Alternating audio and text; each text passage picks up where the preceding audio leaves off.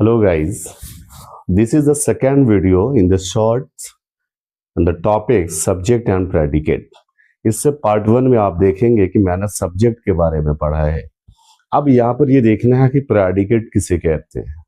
तो प्रेडिकेट का मतलब जो सब्जेक्ट को के बारे में बोली गई क्या क्या बातें उसके बारे में बोली गई है। वो पढ़ता है, लिखता है, कैसे पढ़ता है, कहाँ पढ़ता है, क्यों पढ़ता है, क्यों लिखता है, क्यों खाता है, इस तरह के जो भी उसके बारे में डिस्क्राइब की गई हो, सब्जेक्ट के बारे में जो मोर इन्फॉर्मेशन दी जा रही हो, या ये कह सकते हैं कि सब्जेक्ट को छोड़ करके जितने भी वर्ड पार्ट्स ऑफ स्पीच से उठाए गए हैं उस सेंटेंस के लिए, वो सारा का सारा प्रेडिकेट है। एक सेंटेंस उठा लेते हैं जिससे हम लोग समझ जाते हैं। अब हम एक सेंटेंस को लिखाते हैं अगर कि अमर सिंग्स अ सॉन्ग। कौन गाना गाता है? अमर गाते हैं।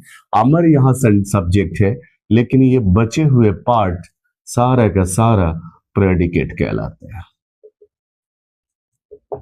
अगर आप दूसरा एग्जाम्पल को उठाते हैं कि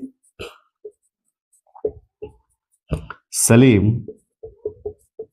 ड्राइव्स अ कार, इस सेंटेंस में आप देखेंगे कौन, तो सलीम। तो सलीम के बारे में कार चलाने की बात कही गई है, यही इस सेंटेंस का प्रेडिकेट कहलाता है। ये पहले जो पार्ट था ये मेरा सब्जेक्ट था, या फिर इसको मैं इस तरह से समझूं कि इसे सब्जेक्ट कहा जाएगा और इस वाले पार्ट को भी सब्जेक्ट कहा जाएगा। अब मैं एक सेंटेंस दे रहा हूं आपके लिए, और आपके कमेंट्स बॉक्स में इस क्वेश्चन के आंसर का जवाब मिलना चाहिए कम से कम। मैं सेंटेंस लिख रहा हूं, you are an ideal student. अब मुझे ये कमेंट में इसका आंसर मिलना चाहिए कि इस सेंटेंस के अंदर में हमारे पास प्रेडिकेट कौन है। कमेंट में आंसर आना चाहिए प्रेडिकेट